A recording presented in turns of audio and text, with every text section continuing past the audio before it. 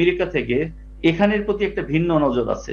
এই প্রাকৃতিক সম্পদ, জনসম্পদ এবং কৃষি বা অন্যান্য বিষয়ের কারণে এই জায়গাটির প্রতি একটি বিশেষ নজর আমরা ইতিহাসগতভাবে আমরা দেখতে পাই। বিশ্ব রাজনীতিতে দক্ষিণ এশিয়া বাংলাদেশের প্রতিবেশীদের সাথে কৌশলগত সম্পর্ক উন্নয়ন ও শত্রু মোকাবেলায় দৃঢ় অবস্থান। আসসালামু আলাইকুম রহমতুল্লাহ, নাহমাদুহু ওয়া নুসাল্লি আলা রাসূলিহিল কারীম, আম্মা বাদ। সুপ্রিয় দর্শক শ্রোতা, দেশ ও প্রবাসে কাছে ও দূরে যে যেখান থেকেই আমাদেরকে দেখছেন ও শুনছেন, সকলকে আন্তরিক মোবারকবাদ জানাচ্ছি। আমি ইউসুফ মাহমুদী এবং আপনাদের প্রত্যেককেই আমন্ত্রণ জানাচ্ছি আমাদের আজকের এই বিশেষ লাইভ অনুষ্ঠানে। বন্ধুরা, আজ আমরা আলোচনা শুনতে যাচ্ছি বিশ্ব রাজনীতিতে দক্ষিণ এশিয়া বাংলাদেশের প্রতিবেশীদের সাথে কৌশলগত সম্পর্ক উন্নয়ন ও শত্রু মোকাবেলায় দৃঢ় অবস্থান। এ বিষয়ে অত্যন্ত গুরুত্বপূর্ণ আলোচনা করার জন্য আজ আখলাক টিভির স্টুডিওতে ভার্চুয়ালি যুক্ত আছেন মোহতারাম Shahadat Hossain, Manarat international school and college, Gulshan, Dhaka. চলুন আমরা হজরতের সাথে একটু সালাম বিনিময় করে আসি। আসসালামু আলাইকুম মোহতারাম, আপনি কেমন আছেন? ওয়ালাইকুম আসসালাম ওয়া রাহমাতুল্লাহি ওয়া বারাকাতুহু। জি জনাব, আমি ভালো আছি। আপনারা সবাই ভালো আছেন আশা করি, ইনশাআল্লাহ। আলহামদুলিল্লাহ, আমি এবং আমরা সবাই ভালো আছি। মোহতারাম, আমরা প্রথমেই আপনার কাছে আজকের এই যে বিশদ এক আলোচনার শিরোনাম নিয়ে আমরা বসছি, এই শিরোনাম সম্পর্কে আপনার অভিব্যক্তিটা জানতে চাইব। এরপর ইনশাআল্লাহ আমরা প্রশ্ন পর্বে ঢুকব যে বিশ্ব রাজনীতিতে দক্ষিণ এশিয়া, এখানে কিন্তু অনেকগুলো কথা থাকতে পারে, আপনার দিক থেকে অনেক কথা থাকবে। এই ক্ষেত্রে আমরা প্রাথমিক অভিমতটা জানতে চাই। জি মোহতারাম, আপনি বলবেন। জি, আপনার এই যে আখলাক টিভির প্রোগ্রামগুলি অত্যন্ত ডাইভার্সিফাইড হচ্ছে এবং আপনি বিভিন্ন জনের মতামত এনে একটা গুরুত্বপূর্ণ উপস্থাপনার দিকে আপনি সবাইকে নিয়ে যান এবং একটা আন্ডারস্ট্যান্ডিং তৈরি করার জন্য আপনি প্রচেষ্টা চালান। সেটার জন্য আপনাকে ধন্যবাদ। এবং আপনার শ্রোতা দর্শক যারা আছেন, ফলোয়ার যারা আছেন, আমি তাদের কমেন্টস দেখেছি, অত্যন্ত গঠনমূলক কমেন্টস তারা করেন। আসলে একটা প্রোগ্রামের সাথে যারা সঞ্চালক থাকে, যারা উপস্থাপক থাকে, যারা আলোচক থাকে এবং যারা দর্শক শ্রোতা থাকে, সবাই মিলিয়ে এটাকে এনরিচ করা যায়, এটা উন্নত করা যায়। সেটা আমি দেখেছি আপনার এই প্রোগ্রামে যারা অংশগ্রহণ করে। এই জন্য আমি সবাইকে আন্তরিক ধন্যবাদ দিয়ে শুরু করছি আর কি। বাংলাদেশের সাথে বিশ্ব রাজনীতিতে দক্ষিণ এশিয়া আসলে একটি সমৃদ্ধ অঞ্চল। সমৃদ্ধ অঞ্চল না হলে এখানে জনসংখ্যা এত বেশি হতো না। এখানে বসবাস উপযোগী জায়গা দেখে এই দক্ষিণ এশিয়াতে সবচেয়ে বেশি জনসংখ্যা পৃথিবীর। আপনি শুধু চায়না এবং ইন্ডিয়ার কথা চিন্তা করেন এবং আমাদের বাংলাদেশের জনসংখ্যার ঘনত্ব দেখেন। এটি হলো বসবাস উপযুক্ত জায়গা, অত্যন্ত ফার্টাইল ল্যান্ড। এবং এখানে ভূ সম্পদ, তারপরে প্রাকৃতিক সম্পদ, তারপরে কৃষি উৎপাদন, এগুলি সবই অত্যন্ত গুরুত্বপূর্ণ। এই জন্য এখানের প্রতি অনেকেরই আগ্রহ আছে। সবাই এখান থেকে উপকৃত হতে চায়। যেরকম এখানের রাজনীতি বা এখানের দেশ গঠন বা অন্যান্য ব্যাপারে সবাই ইন্টারফারেন্স বলেন অথবা ইনভলভমেন্ট বলেন অথবা ইনভেস্টমেন্ট বলেন, এগুলি সবই আছে। এবং সেটা আমি হয়তো আলোচনার ফাঁকে ফাঁকে বলে ফেলবো। এখানে আমাদের বাংলাদেশ, যেটা বাংলাদেশের পাশেই হলো বঙ্গোপসাগর। বঙ্গোপসাগরের ভিতরে এত বেশি সম্পদ আছে যেটা আমরা এখন পর্যন্ত আবিষ্কার করতে পারি নাই এবং উত্তোলন করতে পারি নাই। এই বঙ্গোপসাগরের পরেই হলো ভারত মহাসাগর। মানে এইটি হলো একটি সমৃদ্ধশালী নৌপথ এবং অত্যন্ত রিসোর্সফুল এরিয়া। তো এটার জন্য বাংলাদেশ বঙ্গোপসাগরের পাশে হওয়ার কারণে, অনেক বড় সমুদ্র সৈকত এবং অনেক সম্পদ থাকার কারণে, স্ট্র্যাটেজিক কারণে অর্থাৎ রণকৌশল বলেন অথবা বাণিজ্যিক কারণ বলেন, সেটার কারণে বাংলাদেশের গুরুত্ব অত্যন্ত বেশি। এবং এই বাংলাদেশের সাথে সম্পর্ক উন্নয়ন করার জন্য উত্তর পশ্চিম, উত্তর দক্ষিণ, পূর্ব পশ্চিম, একেবারে সেই ওয়েস্টার্ন কান্ট্রি অথবা একেবারে আমেরিকা থেকে এখানের প্রতি একটা ভিন্ন নজর আছে। এই প্রাকৃতিক সম্পদ, জনসম্পদ এবং কৃষি বা অন্যান্য বিষয়ের কারণে এই জায়গাটির প্রতি একটি বিশেষ নজর আমরা ইতিহাসগতভাবে আমরা দেখতে পাই। আপনাকে একটু ইন্টারাপ্ট করাই, আমরা আপনার কাছে একটা প্রশ্ন করবো। এর আগে আমরা দর্শক শ্রোতাদের কাছে একটু যাই। প্রিয় দর্শক, আজকে কিন্তু অত্যন্ত গুরুত্বপূর্ণ আলোচনা হতে যাচ্ছে, কারণ আমি ব্যক্তিগতভাবে মানে ভৌগোলিক আলোচনা, মাটি ও মানুষের আলোচনা, রাষ্ট্রীয় আলোচনা এবং আন্তর্জাতিক আলোচনাগুলো আমি নিজেই দুর্বল। মানে আমি খুব একটা মনোযোগ দিয়ে শোনার চেষ্টা করি। আপনারা সবাই শেয়ার করবেন, সবার কাছে দাবি, কারণ এই অনুষ্ঠান সকলের জানা প্রয়োজন। মোহতারাম, আপনার কাছে আমরা যে প্রশ্নটা করতে চাই চাই এই পর্যায়ে এসে আপনার এই বক্তব্যের মধ্যে, যে আপনি বললেন যে এটা মানে ভৌগোলিক অবস্থানে এবং আমাদের এখানে রিসোর্সের ব্যাপার বা প্রাকৃতিক অনেক সম্পদের ব্যাপার রয়েছে।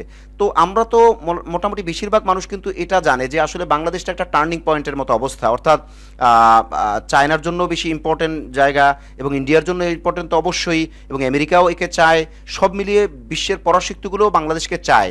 তো সেই ক্ষেত্রে আপনি কিন্তু যোগ করলেন যে এখানে অনেক সম্পদ রয়েছে। তো আসলে কি চাওয়ার দিকটা শুধু ভৌগোলিক কারণে টার্নিং পয়েন্ট হিসেবে, নাকি আপনার রিসোর্সের কারণে বা সম্পদের কারণেও, এই দুইটার ব্যাপারে আপনি কম্পেয়ার কিভাবে করবেন? এখানে আমি একটু একটু বলে নেই, আসলে বাংলাদেশের আয়তনটা তো মায়ানমারের আয়তনের চেয়েও ছোট।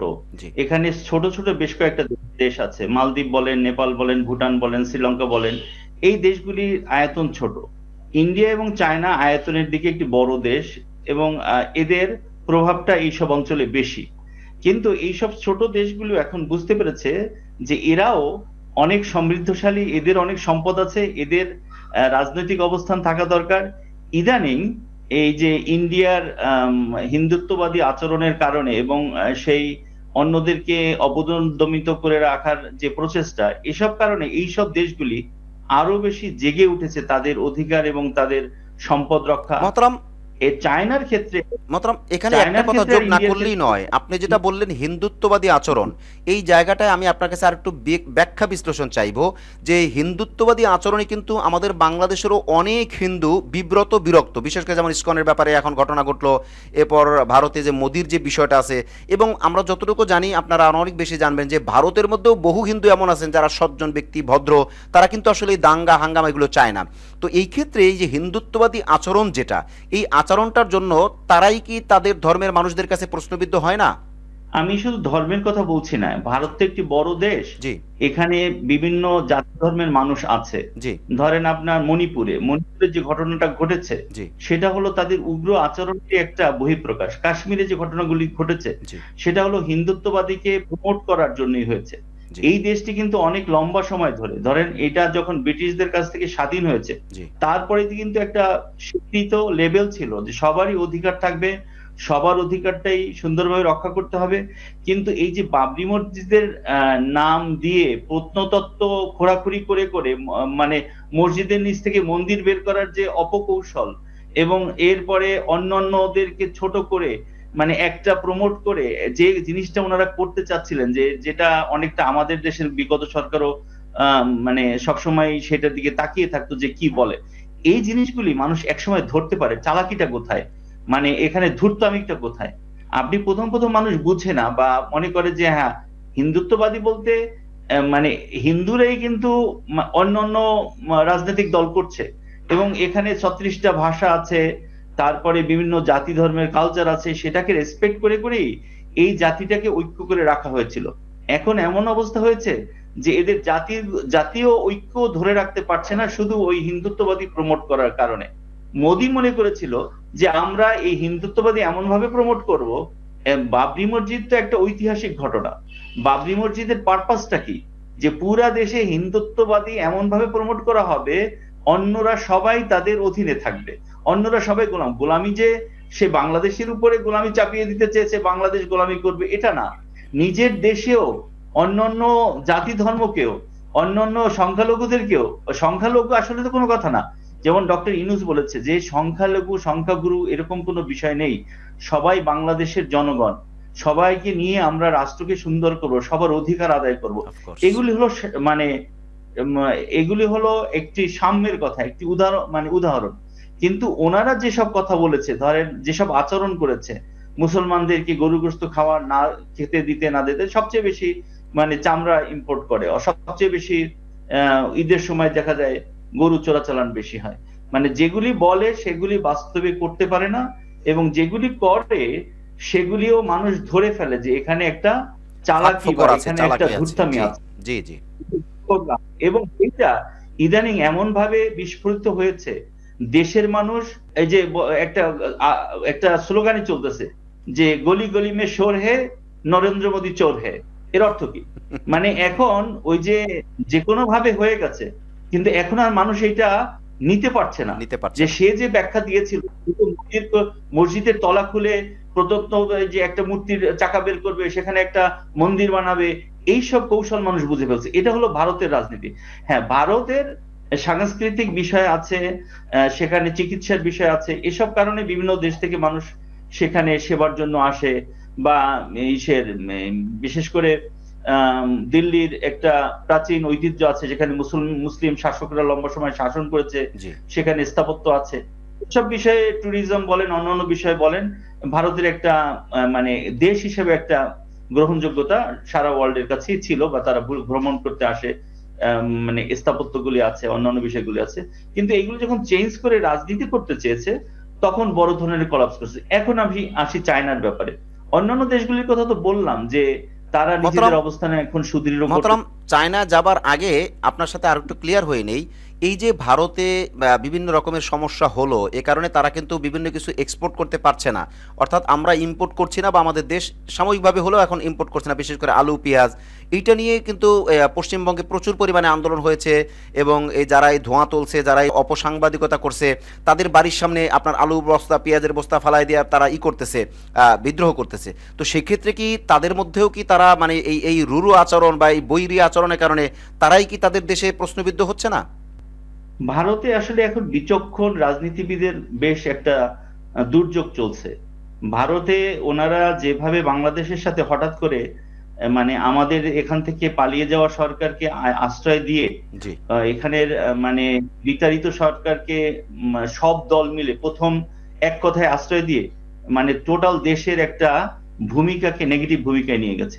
জি। এখন অন্যরা সবাই মনে করেছে যে যেহেতু সরকার এবং বিরোধী দল এবং অন্যান্য যারা আছে তারা সবাই মিলে আশ্রয় দিয়েছে, তো আমরা যারা যারা এই আমাদের হাসিনা সরকারের বিরোধী ছিল, তাদের ব্যাপারে ওনারা যদি কিছু বলে টলে বা সংবাদ করে, যেমন রিপাবলিক বাংলা, এই টিভিটা এত হাস্যকর টিভি কিভাবে? হাস্যকর টিভির হলো কয়েকজন সাংবাদিক, বা সাংবাদিক বলেন, যাই বলেন, জোকার বলেন, এটা মানুষ বলে থাকে। ওনারা যে খবর যা বলে তার চেয়ে কি হলুদ সাংবাদিকতার বেশি। এখন ধরেন এখানে আবেগের বশে ওখানে আছে শুভেন্দু অধিকারী, পশ্চিমবঙ্গের মানে আপনার বিজেপির মুখপাত্র। তো সে যে কথাবার্তা বলে যে বাংলাদেশে এইটা দিব না, এইটা দিব না, চিকিৎসা করতে আসতে দিব না, তো তাতে যে তারা চলতে পারবে না, তারা যে খাইতে পারবে না, তাদের ভাতের হোটেল চলবে না, তাদের মানে আবাসিক হোটেল চলবে না, এইটা আর চিন্তা করে বলে নাই। রাজনীতিবিদ বলে ফেলছে, এবং তাদের কথায় কিছু জিনিস বন্ধ টন্ধ করা হয়েছে। পরবর্তীতে দেখে যে লোকজন খাবারই পায় না, ভাত পায় না, জি। থাকার মতো, চলার মতো জায়গা। তো সাধারণ মানুষ ফুটে উঠেছে। এরপরে না মিস্ত্রি আসলো, ভারতের পররাষ্ট্র সচিব আসলো, এখানে এসে সবাই অবস্থান পুনর্মূল্যায়ন এই যে করার জন্য চেষ্টা করলো। আমাদের পররাষ্ট্র সচিব, আমাদের পররাষ্ট্র উপদেষ্টা, তারপরে প্রধান উপদেষ্টা, এদের সাথে সবার সাথে ফ্লোর পাওয়ার কথা না, কিন্তু যেহেতু ওই সময় একটা ব্যাপক চাপে পড়ে গেছে, এবং ইউটার্ন করার জন্য, অর্থাৎ আমাদের বিগত সরকারের পক্ষে তারা যে অবিচার করছে, অন্যায় করছে, সেখান থেকে বিগত সরকারের পক্ষে যে মানুষের সাথে, আমাদের দেশের জনগণের সাথে যে অবিচার করেছে, জি। এবং অন্ধ সাপোর্ট দিয়ে গণতন্ত্র, ভোট ব্যবস্থা বা রাজনীতির উপরে ব্যাপক প্রভাব রেখেছিল, সেটা থেকে বের হয়ে আসার জন্য ওনারা একটা পর্যায়ে উপলব্ধি করেছে যে এরকম তো পশ্চিমবঙ্গ চলবে না। মমতা বন্দ্যোপাধ্যায় চলে জি। বলে ফেললো যে আপনার জাতিসংঘের টিম পাঠান, জাতিসংঘের সেনা পাঠান। জি। মানে বাংলাদেশে কি হয়েছে, ওনাদের ওখানে কি হয়, যে কতজন অবিচারে রয়ে যায় যুগ যুগ ধরে, সেটা না। এখানে ধরেন চিন্ময় মৈত্রীকে একজনকে গ্রেফতার করেছে, তার বিচার হবে হয়তো কম বেশি আগে পরে হতে পারে, সে অনেক ঔদ্ধত্যপূর্ণ আচরণ করেছে, এটা নিয়ে তাদের মায়া কান্নার কোনো শেষ নেই। অথচ তাদের বিচারের কোর্টে মানে করোনার সময় আমাদের দেশের যারা ওখানে ছিল, তারা 1 বছর 1.5 বছর পরেও বিচার পায়নি, করোনার লোকজনকে আটকে রাখছে। এবং ওখানে মানে জেলখানাগুলির অবস্থা, অন্যান্য অবস্থা খুবই মানে খারাপ অবস্থা, খুবই খারাপ। সেখানে বসবাসের উপযুক্ত না, থাকার উপযুক্ত না। আমরা যারা ছিল তাদের ভিতরে আমাদের অনেকে পরিচিত ছিল, তাদের কাছ থেকে শুনেছি যে ওখানে মানে বাহির থেকে খাবার না দিলে ওইখানে জেলখানায় থাকার মতো মানুষ নাই বা থাকতে পারবে না। তো ওখানে যে কি পরিমাণ অধিকার লঙ্ঘিত হয়, যে দেশের মানুষ টয়লেট করার জন্য টয়লেট পায় না, প্রতিদিন টয়লেট পরিষ্কার করে নিয়ে যায়, সেই দেশের মানুষের উপরে করে অন্য পাশের দেশের উপরে মাতবাড়ি করা বা সর্দারি করা বা মানে বিভিন্ন রকমের বক্তব্য দেওয়া, এইটা মানুষ বুঝে ফেলছে। এবং বাংলাদেশের সাথে বড় একটা ধাক্কা খাওয়ার কারণে, এর আগে আপনার নেপালের সাথে, এর আগে মালদ্বীপের সাথে কয়েকটা ধাক্কা খাওয়ার কারণে ওয়ার্ল্ডে তাদের ফেসটা খুব দুর্বল হয়ে গেছে। এবং লাদাখে যখন চায়না মানে লাঠি দিয়ে পিটাইয়া প্রায় 20-25 জন সৈন্যকে মেরে ফেললো, এই লাঠি দিয়া, মানে আপনি গুলি করতে হয় নাই, পাহাড়ের উপর থেকে ধরে ধরে ফেলে দিয়ে মেরে ফেললো, তখন ভারতের যে দেউলিয়াপনাটা, এইটা দক্ষিণ এশিয়া এবং সারা ওয়ার্ল্ডে এখন কিন্তু না আমেরিকা আসে না রাশিয়া আসে। ভারতের কাছে রাশিয়া তেল বিক্রি করছে কম দামে যুদ্ধের সময়, বা এখনো করছে, সেটা ভিন্ন কথা। কিন্তু সরকারের যে ব্যক্তিত্ব নেই, সরকার যে করোনা বলেন বা অন্যান্য ইস্যুতে কখনো ভালো ডিল করতে পারে নাই, ভারত সরকারের যে ব্যক্তিত্ব নেই, আমার তো সব ভারতের নেগেটিভ বলা হয়ে যাচ্ছে। নেগেটিভ না, আসলে বর্তমান সরকার, যেই সরকারটা দুরাচারের সরকার এবং আমাদের দুরাচারের সরকারকে সাপোর্ট দিয়েছিল, সেই সরকার কতটা দেউলিয়া মানুষের চোখে এবং বিশ্ব রাজনীতিতে, সেটা আমি বললাম। ভারতের সম্পদ আছে বা অন্যান্য জিনিস আছে, এটা ঠিক আছে, কিন্তু তাদের ডিলিংসটা অত্যন্ত ভুল, এবং সেই ডিলিংস এর কারণে তারা একেবারে তলানিতে চলে গেছে। এই ক্ষেত্রে আরেকটু কথা বলে নেই, এই ক্ষেত্রে আমাদের গত সরকারের যে ভুলটা হয়েছে, ওনারা বলছে ভারতকে আমরা এত কিছু দিয়েছি যা মনে রাখবে, তাতে আমাদের সরকারের এই কথায় আমাদের দেউলিয়ত্ব প্রকাশ পেয়েছে বেশি, আমরা অত্যন্ত দুর্বল হয়ে গেছি। অথবা আপনার ফেনী নদীর উপরে যে ব্রিজ, তারপরে এখান থেকে করিডোর দিয়ে ফেলা, মানে যার নিজের কোনো অস্তিত্ব নাই তার কাছে বিকে যাওয়ার মতো অবস্থা হয়েছিল। এবং আমাদের অস্তিত্ব, এই যে ফেলানিকে তারে ঝুলিয়ে রাখা, যে কোনো জায়গায় বর্ডারে গুলি করে হত্যা করা, এটা আমাদের অস্তিত্বের ক্ষেত্রে খুব বেশি সংকটজনক হয়ে গিয়েছিল। এই দেখে জনগণ এটাকে কোনোভাবে মানতে পারেনি। তা না হলে আপনার যারা বৈষম্য বিরোধী আন্দোলনের সাথে সাথে ভারতের পণ্য বর্জন আন্দোলন করেছে বা ভারত এর সাথে সম্পর্ক ক্ষেত্রে পুনর্মূল্যায়নের কথা বলেছে, একটা দেশ পাশে থাকলে সেই দেশের সাথে ব্যবসা বাণিজ্য, যাতায়াত, অন্যান্য বিষয় এগুলি থাকে, কিন্তু এমন একটা পর্যায়ে তারা নিয়ে গেছে, সেটাকে পুনর্মূল্যায়ন করাটা বেশ চ্যালেঞ্জিং হয়ে গেছে। কারণ আমি যদি একটা কিছু করতে যাই, অন্য একজনে বলে যে তুমি এটা করছো কেন, আমরা তো ভালো পছন্দ করি না, মানে কোথায় যে এতে থামছে আর কোত্থেকে যে শুরু করবে, এখন এটা বাংলাদেশের জন্য চিন্তা করা বেশ কঠিন হয়ে গেছে। যেহেতু তাদের সাথে আমাদের 3টা বড় বড় এরিয়া জড়িত, তাদের সাথে অনেক ট্রানজেকশন জড়িত, আর অন্য দেশ থেকে সেই সব প্রোডাক্ট আনতে গেলে অনেক সময় খরচ বেশি পড়ে যায়, তারাও খরচ বেশি নিয়েছে, খরচ বেশি নেয় নাই তারা। আমাদের যে সিন্ডিকেটটা ভারত থেকে জিনিসপত্র আনতো, তারা ব্যাপক মুনাফা করেছে এবং সেই মুনাফা করে টাকাগুলি পাচার করে নিয়ে গেছে। এবং সেক্ষেত্রে মানে চায়না একটি গুরুত্বপূর্ণ দেশ, দক্ষিণ এশিয়ার সবচেয়ে গুরুত্বপূর্ণ অর্থনৈতিক এবং রাজনৈতিক দেশ হিসেবে চায়না সবসময়, এর আগে আমরা শুনতাম যে বিএনপি ক্ষমতায় থাকলে চায়নার সাথে তারা ভালো সম্পর্ক করে, সেটা আমরা শুনতাম। কিন্তু চায়নার অবস্থানটা কি, কৌশলটা কি সারা ওয়ার্ল্ডে? ইকোনমিক পজিশনে আমেরিকার পর বলা হয় চায়না, কিন্তু আমি এখন দেখছি যে অনেক ক্ষেত্রে আমেরিকাকেও ক্রস করে ফেলছে চায়না। চায়নার অত্যন্ত কৌশলগত এবং প্রতিরক্ষাগত এবং অর্থনৈতিক এই সব ক্ষেত্রে একটা চমৎকার পরিকল্পনা আছে, যেটা অনেকে বুঝে উঠতে পারে না। দেখবেন যত বড় বড় টেকনোলজি আছে, আপনি শুধু একটা এক্সাম্পল দেন, আমাদের দেশের গলিতে গলিতে আপনি দেখছেন যে লাইভ বেকারি, এখন লাইভ বেকারি বানায়, লাইভে আপনি যে সময় যাবেন রুটি, তাজা রুটি দিয়ে দিচ্ছে, আপনি এনে খেতে পারবেন, খুব নরম পাউরুটি, অন্য বেকারি আইটেম। এই সব টেকনোলজি কিন্তু চায়না বানিয়েছে। আপনার যে বাখরখানি পুরান ঢাকায়, স্যার আপনি জেনে থাকবেন যে পুরান ঢাকার খুব প্রিয় খাবার বাখরখানি, সেটা এখন অলরেডি লাইভ হয়ে যাচ্ছে এবং মেশিনের মাধ্যমে হচ্ছে। হ্যাঁ, মানে আমি তো বলেছি যে চায়নার অর্থনৈতিক পরিকল্পনাটা এত বেশি যে অন্যরা সেখানে রিস্ক করতেই পারছে না। এই কারণে মানে প্রত্যেকটা মার্কেট ধরার জন্য, এই যে ধরেন দক্ষিণ এশিয়ার মার্কেট, এইটা স্যার না করতে পারার কারণটা কি? কারণ আমি বিগত কয়েক বছর আগে হজ সফরে একজন ইঞ্জিনিয়ারের সাথে আমার সম্পর্ক হয়েছিল, তো উনি জাপানে ছিলেন, তো উনি বলছেন যে আমরা জাপানে বসে চায়নার জিনিস ইউজ করি। তা আমি অবাক হয়ে গেলাম, হতভম্ব, কারণ আমরা ছোটবেলা থেকে দেখে আসছি Japanese tape, Japanese radio, Japanese প্রযুক্তি, সবাই মানে এটাকে। তখন উনি বললেন যে দেখেন, আসল বিষয়টা হলো জাপান যেই পরিমাণ কস্টিং খরচ করে, ওই পরিমাণ কস্টিং খরচ চায়নায় হয় না, যে কারণে কস্টিং কম হওয়ার দরুন জাপানেও চায়নার জিনিস ব্যবহার হয়। এটা 2011-12 সালের কথা, আমি অবাক হয়ে গেছি তখন। কিন্তু আপনার কাছে আমি জানতে চাই, চায়না যে প্রযুক্তিটির ক্ষেত্রে যে একটা কৌশল অবলম্বন করেছে যে কম দামে জিনিস মানুষের হাতে তুলে দেওয়া, এই জিনিসটা, এই কম দামে তুলে দেওয়ার ব্যাপারটা অন্যরা কেন পারছে না? আচ্ছা, এটা একটা দৃষ্টিভঙ্গির ব্যাপার যে আমি একটা মোবাইল ফোন কয়দিন ব্যবহার করব, এই লাইফ টাইমটা হিসাব না করে যদি আপনি একটা মানে দামি মোবাইল ফোন বানিয়ে ফেলেন, আপনি ধরেন 5 বছরের হিসাবে বানিয়েছেন, আর চায়না বানিয়েছে 2 বছর হিসাবে, যে একটা মানুষ একটা মোবাইল ফোন যদি 15,000 টাকা দিয়ে কিনে, তাইলে 2 বছর ব্যবহার করলে সেই মোবাইল ফোনটা যথেষ্ট। জি তো ওরা এই যে ধরেন হামাস হামাস যে যুদ্ধ করছে, যেসব রকেট লঞ্চার এগুলি ব্যবহার করছে, চায়না, এই ইরান, এদের কিন্তু ছোট অস্ত্র অনেক বেশি। জি চায়না এই যে টেকনোলজিক্যাল ডেভেলপমেন্টের ক্ষেত্রে জাপান যখন এগিয়ে যাচ্ছিল এবং খুব টেকসই জি জিনিসপত্র, বেশি দামি জিনিসপত্র বানানো শুরু করলো, জাপান কিন্তু লাইফ টাইম হিসাব করে যে এইটা কতদিন লাগবে, কি কাজ করবে, জি সেইটা আমেরিকার প্রযুক্তি বা জাপানের প্রযুক্তির চেয়ে কত ইজিলি মানুষের হাতে পৌঁছানো যায় এবং কত তাড়াতাড়ি বিট করা যায়। আপনি ধরেন একটা ফ্যাক্টরি, যদি একটা বেকারি ফ্যাক্টরি সেট করতে যান, এখন 1.5 লাখ বা 2 লাখ টাকায় একটা বেকারি শুরু করা যায়। অথচ আগে যদি একটা ফ্যাক্টরি সেট করতে যেতেন, তাহলে আপনি 1 কোটি বা 1.5 কোটির নিচে চিন্তা করতে পারতেন না। জি তা আপনি চিন্তা করে দেখেন, এখন এই যে চায়নার এই যে হাত মেশিনে আপনি তেল ভাঙাতে পারবেন ঘরে বসে, জি বাদামের তেল, সরিষার তেল আপনি করতে পারবেন।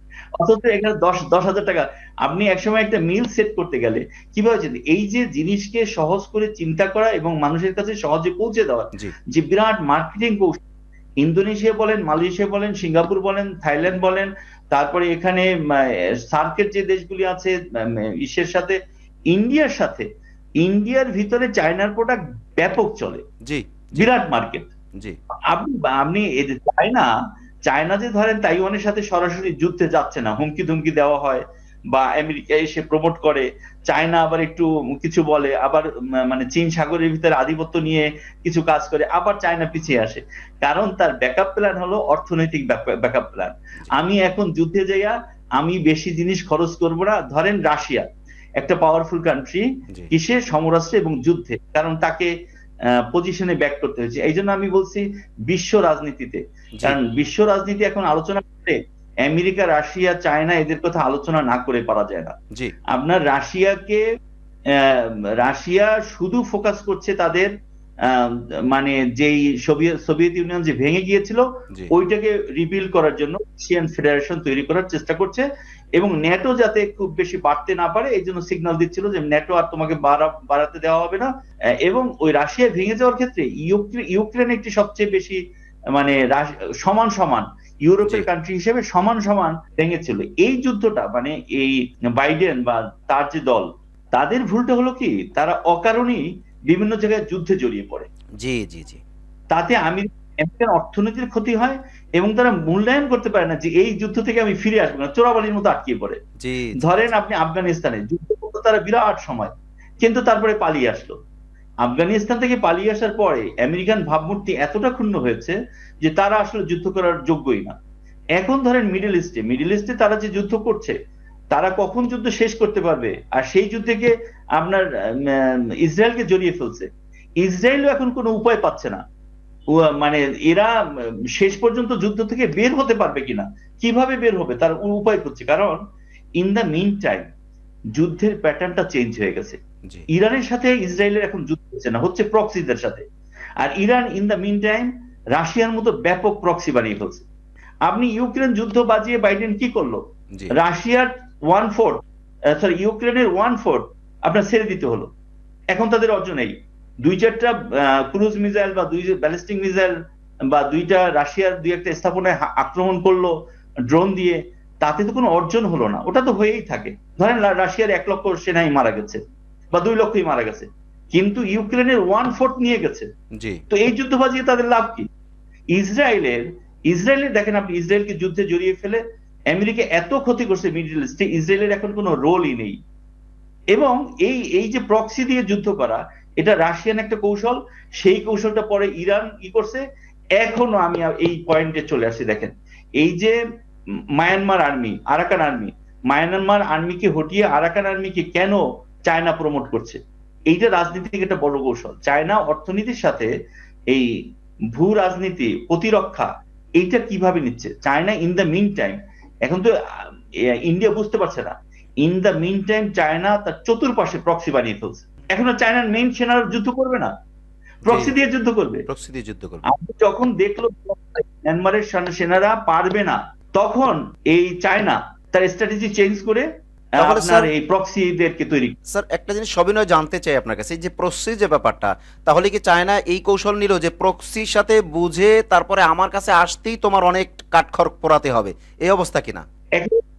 শিওর, কারণ হলো এখন বড় যুদ্ধ কেউ করতে আসবে না, জি কারণ সবার হাতেই অ্যাটম আছে, জি পারমাণবিক অস্ত্র, সবাই বড় যুদ্ধ কেউ করতে আসবে না।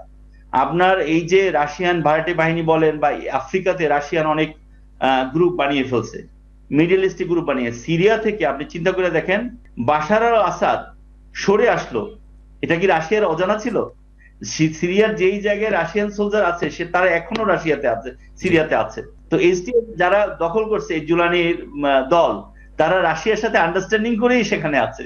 জি জি জি আপনি মানে রাশিয়ার সাথে আন্ডারস্ট্যান্ডিং না করলে ইরান সেখানে এদের সাথে যুদ্ধে জড়িয়ে যেত। তা নাহলে বাশার আল আসাদকে রাশিয়ার জায়গা দেয় না। এই ইকুয়েশন গুলি না বুঝলে রাজনীতিটা বোঝা যায় না। মানে এগুলো হলো ভৌগোলিক রাজনীতি বোঝার জন্য আমার মনে হয় যে প্রথম শর্ত। জি জি জি। এখন চায়নার বিষয়টা আমি বলি, চায়না খুব গুরুত্বপূর্ণ। দেখেন, চায়না একটা প্রক্সি বাহিনী অ্যারাউন্ডে রেখে, তখন এই যে মায়ানমার আর্মির কাছে আমাদের এই রোহিঙ্গা, জি আমি রোহিঙ্গা প্রসঙ্গে আসি, জি জি আমাদের আসলে দক্ষিণ এশিয়া আমাদের রাজনীতিটা গুরুত্বপূর্ণ কেন, এবং কোন কোন ক্ষেত্রে আমাদের মানে বড় বড় চ্যালেঞ্জ সমূহ। নেক্সট কোশ্চেন, আপনি নেক্সট কোশ্চেনটা একটু দেখেন, আপনি আমাকে করতে চেয়েছিলেন জি দ্বিতীয় কোশ্চেনটা, দক্ষিণ এশিয়ার দেশের সাথে সম্পর্ক কেমন, অর্থনীতি ও অর্থনৈতিক এবং রাজনৈতিক বিবেচনায় সম্পর্ক আমাদের ভালো, সম্পর্ক আমাদের খারাপ না, কিন্তু কৌশলগত জিনিসটা আমরা পুরোপুরি বুঝছি না। জি এখানে কৌশলগত জিনিস আরো গভীরভাবে বুঝতে হবে। আমাদের সরকার বারবার পরিবর্তন হয়, আমাদের দেশের ভিতরে অনেক ঝামেলা থাকে, আমরা ওইদিকে মনোযোগ দিয়ে ধরেন আপনার এখন বিগত সরকারকে বিচার করতে হবে বা অনেক কমিশন গঠন করতে হবে, এইটা করতে গিয়ে যেন আমাদের এক্সটার্নাল, অর্থাৎ এক্সটার্নাল পজিশনটা যেন দুর্বল না হয়ে যায়, ফোকাস যেন কম না হয়ে যায়, এটা হলো খুব গুরুত্বপূর্ণ। কারণ চায়না বলেছিল যে তোমরা রোহিঙ্গা ইস্যুতে আরাকান আর্মির সাথে আলাপ করো, তখন কিন্তু বাংলাদেশ ইম্পর্টেন্স দেয় নাই। আরাকান আর্মির সাথে আমরা আলোচনা করবো কেন, আরাকান আর্মি তো ওরা তারাই দিচ্ছে, এখনো কিন্তু পুশ ইন করছে আমাদের দেশে, আমরা কিন্তু পুশ ব্যাক করতে পারছি না। জি জি এইটাকে নিয়ে আলাদা চিন্তা করা যে এত রোহিঙ্গা আসছে, এদেরকে আমি শুধু ভাষান ট্যাগ দিব নাকি ওখানে ইন্ডাস্ট্রি করব, ওখানে ফ্যাক্টরি করব, এদেরকে মোবিলাইজ করব, কারণ নিয়ে যাওয়ার মতো আর ফিরে নেওয়ার মতো অবস্থানে নাই। কারণ এখন আরাকান আর্মির সাথে চায়নার ডিল, কারণ কি চায়নাকে করতে হয়েছে কেন এবার বলেন? খুবই গুরুত্বপূর্ণ ইস্যু। জি জি চায়না যখন দেখলো যদি আমি এখানে আরাকান আর্মিকে তৈরি না করি, তো মায়ানমার আর্মি আমার কথা এত বেশি শুনবে না, জি আমার প্রক্সি থাকুক। তা না হলে তা না হলে এই যে আমাদের আপনার বার্মা বলেন, বার্মার এই যে এই আরাকান এরিয়া, তারপরে আমাদের চট্টগ্রাম, তারপরে ইন্ডিয়ান কিছু এরিয়া, এইসব এরিয়া নিয়ে আমেরিকান একটা মাস্টার প্ল্যান ছিল যে এখানে একটা খ্রিস্টান অধ্যুষিত কান্ট্রি হয়ে যাবে। তো খ্রিস্টান অধ্যুষিত কান্ট্রি যদি হয়ে যায়, তাহলে চায়নার কন্ট্রোলটা থাকছে না, জি চলে আসবে আমেরিকান আধিপত্য। চায়না এই গেমটা খেলে আরাকান আর্মিকে মার্চ করে, এই যে ধরেন কুকি চিন বা অন্যান্য জিনিস, এগুলো সব চায়নার প্যাটার্ন করা। আপনি একটু চিন্তা করলাম, মানে হয়তো আমার কথাটা তাদের এগেইনস্টে চলে যায়, আপনি ইকুয়েশনটা দেখবেন জি যে এখানে যদি একটা খ্রিস্টান অধ্যুষিত কান্ট্রি হয়ে যায়, তারা চলবে আমেরিকান নির্দেশে, তাইলে চায়নার প্রক্সি বানিয়ে তাদের সাথে মানে চায়নার চলা এটা সহজ। জি জি এখন এই যে বাহিনীটা একই সাথে সে মায়ানমার, বাংলাদেশ এবং ইন্ডিয়া, তিনটা এরিয়ায় চায়নার প্রক্সি মানে করছে, খুব এক্সারসাইজ করছে। এবং মায়ানমার আর্মিকে চায়না যেহেতু সাপোর্ট করছে না, মায়ানমার আর্মি ধীরে ধীরে ধীরে ধীরে সংকুচিত হয়ে যাচ্ছে। জি জি এখন বাংলাদেশের করণীয় কি? এখন আপনি যদি চিন্তা করেন যে এই বিষয়গুলি বাংলাদেশ গভীরভাবে চিন্তা করতে পারছে বা পারছে না, যদি পারে তাহলে কি করছে, কি দিয়ে বুঝবো যে হ্যাঁ বাংলাদেশ গভীরভাবে চিন্তা করতে পারছে? ধরেন আপনার আরাকান আর্মি যখন আমরা সেন্ট মার্টিন দ্বীপে গিয়েছে, আমাদের জাহাজগুলি বা আমাদের মাছ ধরার নৌকাগুলি আরাকান আর্মি নিয়ে যাচ্ছে, ওরা তো একটু মায়ানমারের এই যে অঞ্চলটা, পাহাড়ি অঞ্চলটা, এরা একটু দস্যু টাইপ, এরা মোটামুটি আমাদের দেশে যারা জলদস্যু আছে বা আমাদের দেশে যারা দস্যু টাইপ আছে, তার চেয়ে তারা একটু বেশি দস্যু টাইপ। অর্থাৎ তাদের 2-4 জন কুকিচিন বলেন বা 100-200 স্যার লোক হইলে আপনাকে আমরা আমাদের বড় একটা বাহিনীর সাথে তারা যুদ্ধ করার সাহস করে, কারণ পাহাড়ে থাকে, দৌড়ে উঠতে পারে। একটু নেটওয়ার্ক ভাফারিং হচ্ছে স্যার, আপনাকে আমরা ক্লিয়ার পাচ্ছি না। আমরা এই কথাটা কি জি স্যার, আপনাকে আমরা ক্লিয়ার পাচ্ছি না। প্রিয় দর্শক, আপনারা জি, সবাই শেয়ার সবকিছু করে হলো দেবেন। আজকের আলোচনা অত্যন্ত গুরুত্বপূর্ণ, আমরা সবাই শেয়ার করে দেবেন ইনশাআল্লাহ। স্যার, আপনি যেটা বলছেন যে বাংলাদেশের সাথে দক্ষিণ এশিয়ার দেশসমূহ সম্পর্ক কেমন, এই ব্যাপারটায় আমার মনে হয় যে দক্ষিণ এশিয়ার সাথে বাংলাদেশ সম্পর্কটা তো একটা রাষ্ট্র না, অনেকগুলো রাষ্ট্রের সাথে জড়িত। তো এই অনেকগুলো রাষ্ট্রের সাথে জড়িত এইটা কি রাষ্ট্র, অর্থাৎ আমাদের রাষ্ট্র কাঠামোকে এইটা কি খুব বেশি গভীরভাবে বিবেচনা করে কিনা, নাকি শুধু ভারতের সম্পর্ক নিয়েই ব্যস্ত থাকে? এটা ইদানিং মনে হচ্ছে যে অ্যাজ এ হোল কান্ট্রিকে ডেভেলপ করার জন্য দুইটা বিষয় আমি বলেছি, জি যে প্রতিরক্ষা এবং অর্থনীতি। জি অর্থনীতির চ্যালেঞ্জ আপনি আগে শুনেন, তারপরে আমি প্রতিরক্ষা বলি আবার বলবো। জি অর্থনীতিতে এখানে কিন্তু কর্মসংস্থান সৃষ্টি হচ্ছে কম। জি সেখানে কিন্তু লোকজন একটু হোপফুল যে doctor Yunus he is an entrepreneur, he will create more post, more jobs, এবং লোকজন এন্টারপ্রেনার হবে, লোকজন জব পাবে, লোকজন ইকোনমিক্যালি ডেভেলপ হবে, প্রবৃদ্ধি বাড়বে, এগুলি চিন্তা করছে। এখানে কর্মসংস্থান, শিক্ষা, সুরক্ষাটা নেই। ধরেন একজন মানুষ নিরাপদে রাস্তায় হাঁটবে, নাগরিক সুরক্ষা। অনেক মানুষ ইউরোপে চলে যায় কেন? নাগরিক সুরক্ষার, আমি যে কালকে ফিরে আসবো বা আপনি যে ফিরে আসবেন বা আমার কথা কার এগেনস্টে চলে যায়, আপনার টিভির কার্যক্রম কার এগেনস্টে চলে যায়, আমরা যখন কথা বলি সবসময় তত মেপে বলি না। জি তো জি আমরা আমাদের দেশে এই যে সুরক্ষাটা, এটা খুবই হুমকির মুখে। তারপরে শিক্ষা ও সামাজিক অবস্থান, শিক্ষাটা বারবার ভেঙে ফেলা হয়েছে। শিক্ষায় মানে নকলের চর্চা হয়েছে, শিক্ষা ঠিক মতো হয় না, ইউনিভার্সিটিতে মানে অনিয়ম হয়েছে, বইগুলির ভালো করে রিসার্চ হয় নাই, সেখানে রিসার্চ এবং ডেভেলপমেন্ট কম হয়েছে, বারবার এই কথাগুলি এসেছে। এবং ভালো ভালো স্কলার যারা, তারা বিদেশে চলে গেছে, তারা দেশে ফিরে আসে নাই, নিজস্ব ভাষায় ভালো ভালো বই তৈরি হয় নাই, এগুলি আছে। অর্থাৎ আমাদের এখানে কেউ যদি ডেভেলপ হতে চায়, জি তাহলে তাকে যেতে হয় ইউরোপে, জি আমেরিকাতে। আমাদের দেশে বসে সেই ধরনের শিক্ষা এবং গবেষণার সুযোগ থাকে না, এবং কর্মসংস্থান সৃষ্টি হয় কম। প্রবৃদ্ধি, ইকোনমিক গ্রোথ, যেটা ইকোনমিক গ্রোথটা যদি না হয়, তাহলে একটা দেশের উন্নয়ন ধরা পড়ে না। ইনফ্রাস্ট্রাকচারাল ডেভেলপমেন্ট বিগত বছরগুলিতে কিছুটা হয়েছে, কিন্তু এই ডেভেলপমেন্টটা সাস্টেইনেবল হয়, এটা টিকে থাকে, এবং এইটার সাথে রিলেটেড মানে প্রবৃদ্ধি, অর্থনৈতিক প্রবৃদ্ধি হয়, সেটা খুব গুরুত্বপূর্ণ। এক্ষেত্রে আরেকটা সমস্যা দেখেন, জি এই যেখান থেকে ইম্পোর্ট হয় বা যেসব প্রোডাক্ট শহরে আসে, হিউজ সিন্ডিকেট নিয়ে সবাই কথা বলেছে। জি বৈষম্য বিরোধী সরকারের বেশ কিছুদিন হয়ে গেছে, কিন্তু সিন্ডিকেট ভাঙতে পারছে না। মানে এটা মনে হয় যেন একটা অলিক গল্পের মতো, যে সিন্ডিকেট স্যার, আর এখানে ভাঙা তো যাবে না। আপনার এখনো কিন্তু আপনার মনে থাকার কথা, আমাদের রাষ্ট্রপক্ষ, আমরা হয় নামের দিকে নাই যাই, যে রাষ্ট্রপক্ষ কিন্তু সিন্ডিকেটের কাছে অনেকটা অসহায়ত্বই প্রমাণ করেছে, যে পুরো রাষ্ট্র ক্ষমতাই সিন্ডিকেটের কাছে অসহায়। এটা তারা বলেছেন, এটা মানে বিভিন্ন আঙ্গিকে বলার চেষ্টা করছেন, এরা বড়, এদেরকে ভাঙা মুশকিল, তো এদের ইউনিটি বড়, এরা অনেক কৌশলী, এ বিভিন্ন শব্দে। কেন, মানে রাষ্ট্রের সামনে কেন এরা এতটা আপনার শক্তিশালী হবে, রাষ্ট্র কেন তাদের কাছে দুর্বল হবে? যদি রাষ্ট্র তাদের কাছে দুর্বল হয়ে যায়, তাহলে তো সিন্ডিকেটের কাছে আপনি পুরা জাতি জিম্মি। জি মহতারাম। আমাদের প্রোডাক্টের কনজাম্পশনটা কম হয় কেন? আমি ধরেন যতটুকু ভোগ করতে পারি, আমার অর্থনৈতিক অবস্থা অতটুক ভোগ করার জন্য সব নেই, কারণ আমি একটা প্রোডাক্টের দাম বেশি দিয়ে ফেলছি। জি আমি পেঁয়াজের দাম বেশি দিয়ে ফেলছি, আলু বেশি দিয়ে ফেলছি, আমি ওই একটা আলু দিয়েই চলছি, একটা পেঁয়াজ দিয়ে চলছি, আমি আর দুইটা খরচ করতে চাচ্ছি না। না, অর্থাৎ অর্থনৈতিক গতিটা স্তিমিত হয়ে যাচ্ছে। জি এর অর্থ হলো এই যে সিন্ডিকেট ভাঙা।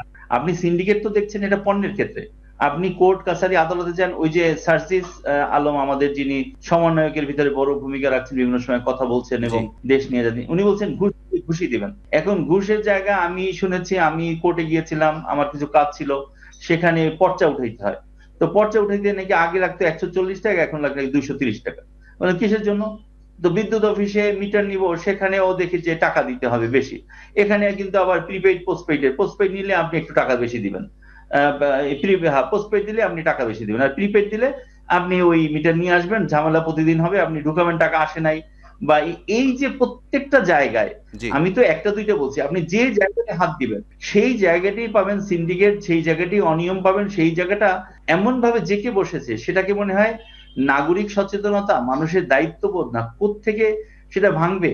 মানে এই যে সরকারগুলি আসে আর যায়, এদের সময় যতটুকু থাকে, তাদের ভিতরে তো সব বেশিরভাগ লোক হ্যাঁ হ্যাঁ ভালো ভালো ভালো হইলে ভালো, কিন্তু তার তো অভ্যাস চেঞ্জ করবে না। মানুষগুলি কি ভালো হয়ে গেছে? মানুষগুলি কি আল্লাহকে ভয় করবে? তাকওয়া আছে, এবং সে কি তার সুযোগটা ছেড়ে দিবে? এরকম হবে না। এই কারণে সিন্ডিকেট ভাঙাটা সম্ভব সম্ভব আরো বেশি গোয়েন্দা চর্চা করতে হবে, আরো বেশি অ্যাক্টিভ হতে হবে।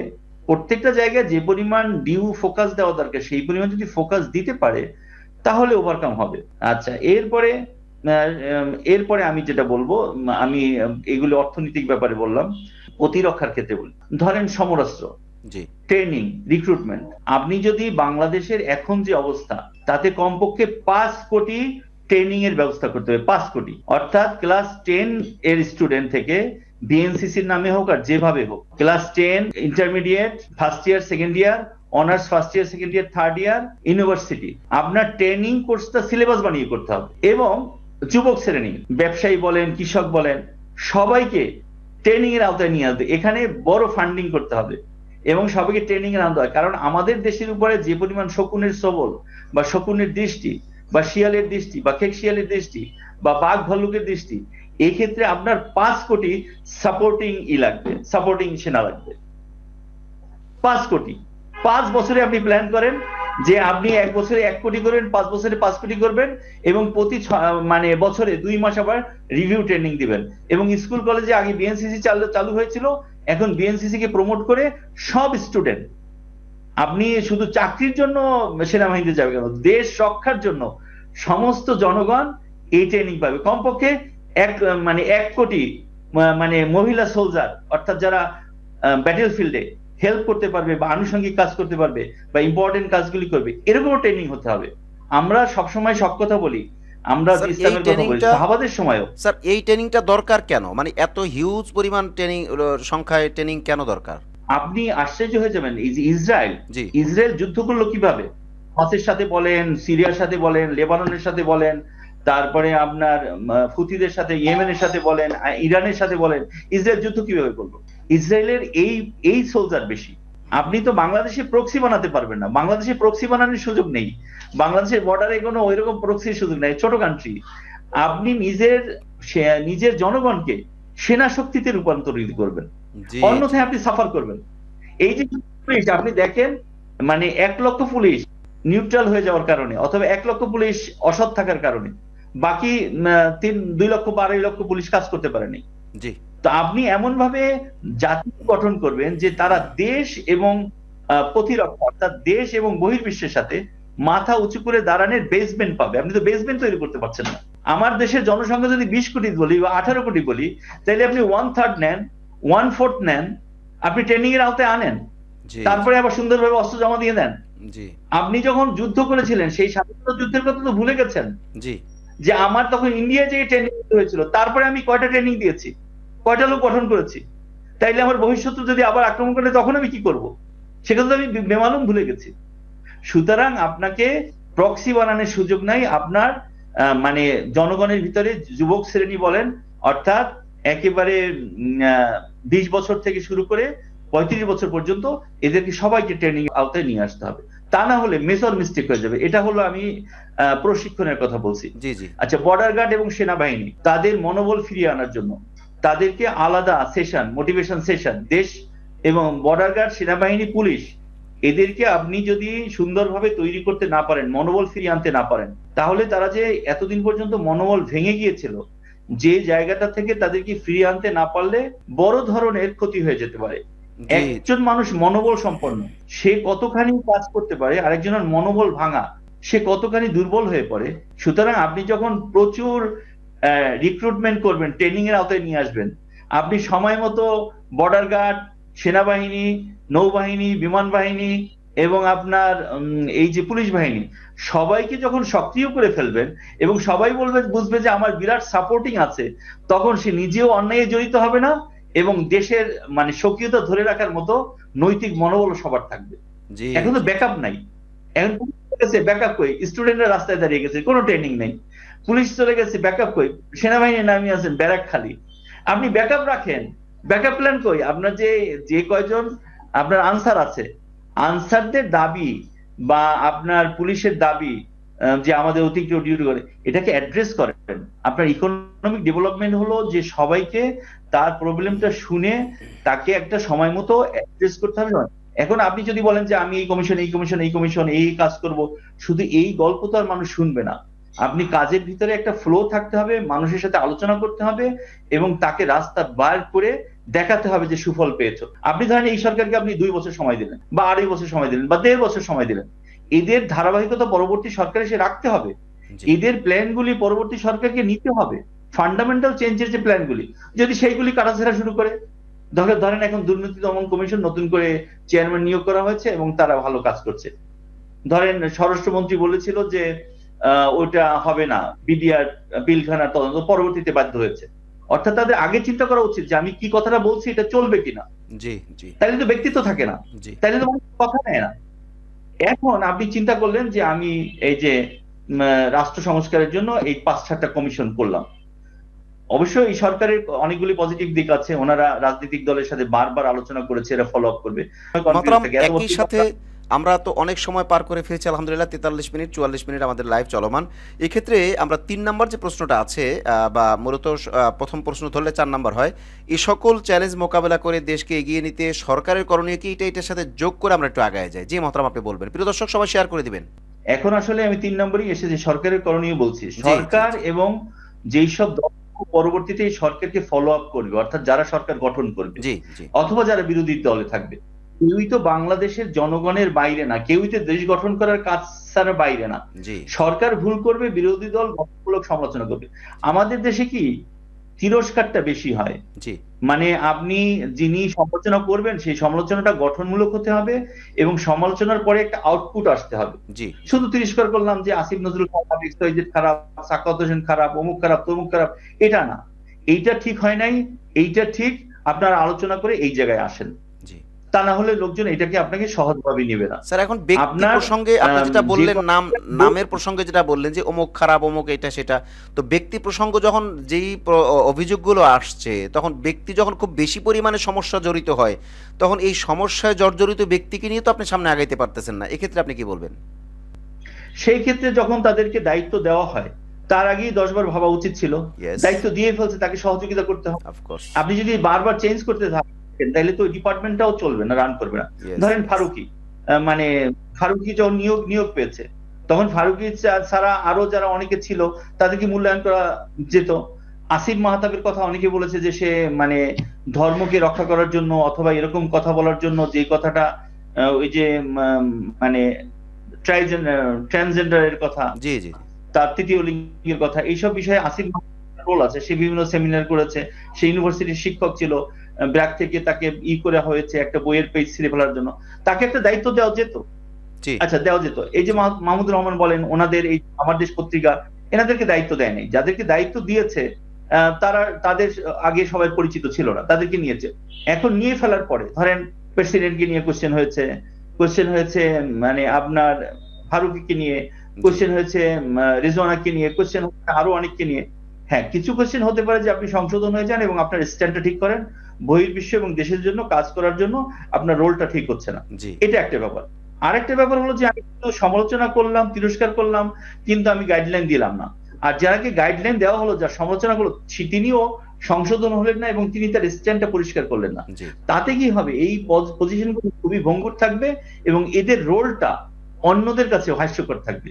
অন্যদের যেখানে যেখানে সংস্কার করতে চাবে সেখানে তিনি ঠিকভাবে সংস্কার করতেও পারবেন না।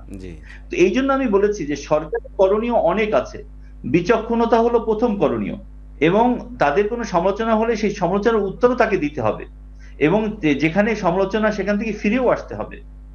এখন বাণিজ্য মানে স্বরাষ্ট্র উপদেষ্টা বাণিজ্য উপদেষ্টা হয়ে গেছে, তারপরে ইলিশ মাছের রপ্তানি হয়েছে, এটা নিয়ে মানুষ কথা বলছে, কয়জনকে নিয়ে কথা বলবে? আপনি উপদেষ্টাদের রোল নিয়ে কথা বলে সবার ব্যাপারে কথা বলা যায়। এখন আপনি এই যদি চেঞ্জ করতে যান তাহলে আবার কাকে আনবেন? তাকে নিয়ে কথা বললে হবে না, এরকম কোনো উদ্দেশ্য তো ঠিক থাকতে হবে এবং কাজ তো করতে হবে। মানুষ যখন কথা বলে, ধরেন সাইদি সাহেবের মৃত্যুর ব্যাপারে বলা হয় আসিফ নজরুলের লেখা খুব কাজ করেছে, তো এটা তাইলে উনি সরি বলতে হবে যে আমি এই সময় এইভাবে ছিলাম, আমার এটা লেখা ঠিক হয় নাই। ধরেন পিনাকি ভট্টাচার্যকেই বলা হয় যে শাহবাগে সে আন্দোলনকারী ছিল, তো তাকেও বলতে হবে যে না, আমার ওই সময় রোলটা ঠিক ছিল না। এখন আমরা যদি সরি বলি অথবা আমার অবস্থানকে যদি পুনর্মূল্যায়ন করা জাতি হই, তাহলে তো আমি কাজ করতে পারবো। আর যদি কাজ করতে চাই আর যদি আমার রোলটাকে আমি ব্যাখ্যা না করি, যার ভুল হচ্ছে, ভুল তো স্বীকার করতে পারে। আমার এখানে একটা বিষয়, আমি এর আগেও দু একটা প্রোগ্রামে আপনাকে বলেছি জি আমার ভুলটা হয়েছে, এবং বেশিরভাগ মানুষ বলেছে যে তোমাকে এখানে সরি বলা উচিত। জি আমি মনে করি সেখানে সরি বলে প্রসিড করছে। এই ভুলটা গত সরকার করেছে, এই ভুলটা ইন্ডিয়ান বর্তমান সরকার করতেছে। আর এই অ্যাডামেন্ট পজিশনটা আমাদের দেশেরও কিছু লোক আছে যাদের কারণে আমাদের ভালো সংস্কারটা হয় না।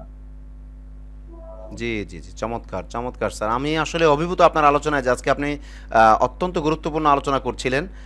এই বিষয়গুলো আসলে আমাদের দেশের সকল জনগণেরই জানা প্রয়োজন, অন্তত যারা এই ব্যাপারে জানতে চান, যারা আগ্রহী, তাদের এই সমস্ত বিষয়গুলো জানা থাকা দরকার। যে মতরাম, আমরা শেষ প্রশ্নের দিকে যাই। জাতীয়তা বোধ, সীমান্ত রক্ষা ও ভবিষ্যৎ উন্নয়নের জাতীয় ঐক্য কিভাবে তৈরি হবে, এই বিষয়ে আপনি কি বলবেন? এটা আমাদের শেষ প্রশ্ন। জি বোধটা কিন্তু দেখেন, বাংলাদেশ যদি বাঙালি হতো তাহলে কিন্তু বর্ডারটা অনেক বড় হতো। জি বাংলাদেশি হয়েছে, জি বাংলাদেশি কনফাইন্ড হয়ে গেছে। এই বাংলাদেশে যারা পাহাড়ি লোকজন আছে তারাও বাংলাদেশি। এখানে আবার বলার দরকার নেই উপজাতি বা অন্য জাতি, এটা আমার মতামত। আমরা সবাইকে বাংলাদেশি বলবো, সব হিন্দু হোক, বৌদ্ধ হোক, খ্রিস্টান হোক, বাঙালি হোক, একে সংখ্যালঘুর বিষয়টা নেই এবং রাখবো না। সবার অধিকারের ব্যাপারে সবাই সচেতন থাকবো। সে জি কোন ধর্ম, কোন বর্ণ, তার কি পরিচয়, এইটার কারণে আমি এই দেশের ভিতরে বিদ্বেষ ছড়াবো না। যদি আমি ছড়িয়ে থাকি জি তাহলে কিন্তু বিদ্বেষ লেগেই থাকবে। জি এটা একটা ইম্পর্টেন্ট বিষয়। জাতীয়তা বোধ হলো যে আমরা সবাই বাংলাদেশি, আমরা বাংলাদেশের ভূখণ্ড রক্ষা করার জন্য একসাথে কাজ করব, এবং এখানে যে গঠনমূলক সমালোচনা হয় সেটাকে আমরা কোপ করে নিব। আর আমাদের যে করণীয়, এটার জন্য আমরা সবার কাছ থেকে সাজেশন নিব, সবার কাছ থেকে সাজেশন, ভুলগুলিকে সংশোধন করে নেওয়া, এবং আমার এই ভূখণ্ডকে রক্ষা করার জন্য সবাই মিলে কাজ করব। এটা যদি না হয় তাহলে তো জাতীয়তা বোধ হলো না। এরপর সীমান্ত রক্ষা দেখেন, সীমান্ত হয়েছে কি, পাদুয়াতে যখন ইন্ডিয়ান বর্ডার গার্ডকে 14 জনকে বাঙালিরা ধরে মেরে ফেললো, তারপরেই তো ধরেন পিলখানা ষড়যন্ত্র বা এইসব জিনিস হয়েছে। জি এখনো এরপরে গত সরকার প্রতি মাসে 2-1 জন সীমান্ত ঝুলে থাকে, এবং তাদের নতজানু নীতিটা মানুষ বুঝে ফেলছে যে এই সরকার বিডিআর কে শেষ করে, বিডিআর এর 57 জন অফিসার, তাদেরকে ধরা হয় সবচেয়ে দেশপ্রেমিক অফিসার, এবং তাদের কর্মকাণ্ড, এই যে কর্নেল গুলজার ছিল বা অন্যান্য যারা, তাদের বিভিন্ন রোল আমরা জানি যে তারা কত গুরুত্বপূর্ণ ছিল, এবং একেবারে বাছাই করে করে তাদেরকে ওখানে নিয়ে আসা হয়েছে দরবার হলে এবং টার্গেট করে। এইটা তো অবশ্যই তদন্ত হতে হবে, বিচার কি কারণে স্বরাষ্ট্র উপদেষ্টা ওই কথাটা বলেছিল যে না, আর কোনো কমিশন, আর কোনো তদন্ত কমিটি করা হবে না, এটা আমি আমার মাথায় ধরে না। ওনারা যে মাঝে মাঝে কোন কথা বলতে কোন কথা বলে, সেটা আমার কাছে খুব আশ্চর্য লাগে। অর্থাৎ বিডিআর কে শক্তিশালী করতে হবে। বর্ডার গার্ড যেহেতু, এখানে আরো রিক্রুটমেন্ট দরকার, আরো প্রণোদনা দরকার, এবং আরো মোটিভেশন দরকার, যে আমাদের এই নৌজওয়ানরা আমাদের দেশের বর্ডারকে চুল চুল পরিমাণ, ইঞ্চি ইঞ্চি পরিমাণ রক্ষা করবে। কেউ মানে আপনি এখনো যদি মায়ানমারের সাথে যুদ্ধ লাগে বা কোনো কারণে গোলাগুলি হয়, প্রথম তো বর্ডার গার্ড করবে, প্রথম তো আর সেনাবাহিনী যাবে না। জি তো বর্ডার গার্ড অতন্ত্র প্রহরী, তারা তারা হলো আমাদের একেবারে একটা প্রাণের সম্পদ, আমাদের দেশ পাহারা দিচ্ছে। এবং তাদের এই যে পাহারার যে দায়িত্ব, রাসূলের হিসেবে যে পাহারাদারি করে, তার ওই চোখ জাহান্নামে যাবে না। এর অর্থ কি? এর অর্থ পাহারাটা খুব গুরুত্বপূর্ণ। জি এই পাহারাদারি যারা করে তাদের ডিউ রেসপেক্ট দিতে হবে। ক্ষতি হয়েছে তাদের, যাদেরকে মিথ্যা মামলায় ক্ষতিগ্রস্ত করা হয়েছে, তাদেরকে মুক্তি দেওয়া হোক, তাদের যথেষ্ট শাস্তি হয়েছে। সেই সব ফ্যামিলি গুলিকে আবার করতে হবে, ঘুরে দাঁড়ানোর সুযোগ মানে দেওয়া হোক। অর্থায়ন করতে হবে, তাদেরকে জাগিয়ে তুলতে হবে, তাদের মন ভাঙা। জি, ধরেন আমাদের দেশের দুর্ঘটনা যখন ঘটে, পুলিশ মারা গেল, সব পুলিশ তো আর দোষারোপ না, জি পুলিশকে মেরে ঝুলিয়ে রেখেছে। মানুষ যখন মব জাস্টিস হয় আমাদের দেশে, তো কারো তার মাথা ঠিক থাকে না, জি কি করতেছে না, তো আবেগী আবেগী জাতি। তো এখন তাদেরকেও আমার গঠন করতে হবে, যে তাদেরকে আমি শুধু পুলিশের দিকে খেয়াল করলাম না, আমি বর্ডার গার্ড বাংলাদেশের দিকে খেয়াল করলাম না, আমার যেটা যেটা মাথায় আসে সেটা করলাম, সেটাও ভালো মতো করলাম না, তাইলে তো আমি অ্যাজ এ হোল নেশনকে বিল্ড আপ করার চেষ্টা করলাম না। জি এখানে তো নেশন বিল্ড আপের ব্যাপার আছে। আচ্ছা, এরপরে আপনার এই সীমান্ত রক্ষা, জাতীয়তা বোধ আর ভবিষ্যৎ উন্নয়ন, এটা নিশ্চিত আপনাকে এই সব দিকগুলি, এই যে সিন্ডিকেটের কথা বললাম, প্রবৃদ্ধির কথা বললাম, কর্মসংস্থানের কথা বললাম, এবং এই যে ট্রেনিং এর কথা বললাম, ধরেন আমি সবচেয়ে বেশি আশাবাদী ডক্টর ইউনূসের সাথে হোল ওয়ার্ল্ডের একটা ইকোনমিক রিলেশন আছে, অর্থাৎ ফান্ডিং করার মতো ওনার ক্যাপাসিটি আছে। যদি স্ট্রং প্ল্যান নিয়ে এই সমস্ত এরিয়াগুলি, সমস্ত সেক্টরগুলি স্ট্রং করতে পারে, এখানে যদি টেকনোলজিক্যাল ডেভেলপমেন্ট আনতে পারে, আরো বেশি ক্রিয়েটিভিটি করতে পারে, চায়না থেকে টেকনোলজি এনে, আমরা তো ধরেন কনজিউমার গুড প্রডিউস করি। কনজিউমার গুড বলা হয় যে আমরা ওদের কাছ থেকে মেশিনটা এনে আমরা খাবারের জিনিস তৈরি করছি, আমরা সাবান তৈরি করছি। আমরা যদি ওদের মতো মেশিন তৈরি করতে পারি, জি জি আমরা মেশিন তৈরি করে মেশিন প্রডিউস করি, অথবা machine দিয়ে আবার, এটি হলো প্রডিউসার গুডস। মেশিনটাকে বলা হয় প্রডিউসার গুডস, আর ওইটাকে বলা হয় যে আমরা তৈরি করলে কনজিউমার গুডস। আমাদের দেশে প্রডিউসার গুডস ইম্পোর্ট করা হয় আর কনজিউমার গুডস বানানো হয়। আমরা যদি প্রডিউসার গুডস বানাতে পারি, অতখানি রিলেশন যদি, যারা টেকনোলজিক্যাল ডেভেলপমেন্ট হয়েছে, জার্মান বলেন, আপনার চায়না বলেন, তাদের সাথে একটা কোলাবোরেশন করে আমরা যদি এই মেশিনের ডেভেলপমেন্টটা করতে পারি, তাহলে দেখবেন আমাদের গ্রামে গঞ্জে যথেষ্ট কর্মসংস্থান। শুধু আপনি দেখেন, কয়েকটা পাওয়ার টিলার হওয়ার কারণে কৃষি ক্ষেত্রে আমাদের দেশে এখন আঙ্গুর হয়, আমাদের দেশে এখন কমলা হয়, এত মিষ্টি কমলা, গাছ ভর্তি কমলা, বড়ই হয়। আমাদের দেশে কৃষি ক্ষেত্রে যে বিপ্লব, সেটা হয়েছে চায়নার টেকনোলজির কারণে, জি চায়নার মেশিন ইকুইপমেন্টের কারণে। এই জিনিসগুলো কিন্তু আমরাও বানাতে পারি। এখন আমাদের দেশে এই ফোকাসটা দিতে হবে যে আমরা অর্থনৈতিক প্রবৃদ্ধির জন্য, টেকনোলজিক্যাল ডেভেলপমেন্ট করার জন্য, আমরা টেকনোলজি নো হাউ, যেখান থেকে সহজ টেকনোলজি খুব তাড়াতাড়ি কাজ করবে, সেটা নিয়ে আসতে হবে। এইটার জন্য যে ফান্ডিং দরকার, ডক্টর ইউনূসকে আমাদের দরকার যে সারা ওয়ার্ল্ড থেকে সে ফান্ডিং করতে পারবে, জি এবং তাকে সহযোগিতা করতে হবে। যারা যারা ক্রিয়েটিভ লোকজন আছে তাদেরকে এগিয়ে আসতে হবে, গঠনমূলক সমালোচনা করতে হবে, এবং আমি যে বিষয়গুলো আলোচনা করলাম এগুলিকে ডিউ স্যার এখানে ইম্পর্টেন্স যদি সবাই এখানে কাজ আপনার করে, সাথে একটা জিনিস ইনশাআল্লাহ। আমি যোগ করতে এই চাই। স্যার একটা জিনিস আপনার সাথে সবিনয় যোগ করতে চাই। আপনার ডক্টর ইউনূসকে যদি বলেন, তাহলে ডক্টর ইউনূস তো একটা ইন্টারিম গভর্নমেন্ট, এটা তো সাময়িক, এটা একটা সময় পরে থাকতেছে না। তো অর্থনৈতিক ফান্ডিং এর ব্যাপারে তিনি যদি লং টাইম থাকতে না পারেন, তাহলে তাকে দেখে অথবা তিনি কেন আনবেন? মানে এখানে তো তিনি ইন্টারেস্টেড হবেন না স্বাভাবিকভাবেই, কারণ তাইলে তো আপনি ডক্টর ইউনূসকে কোনো রাজনৈতিক দলে নিয়ে তাকে প্রেসিডেন্ট বা প্রধানমন্ত্রী এই টাইপের কোনো একটা পদমর্যাদা দিয়ে, বা স্বরাষ্ট্রমন্ত্রী, তারপরে আপনাকে এইভাবে রাখতে হবে।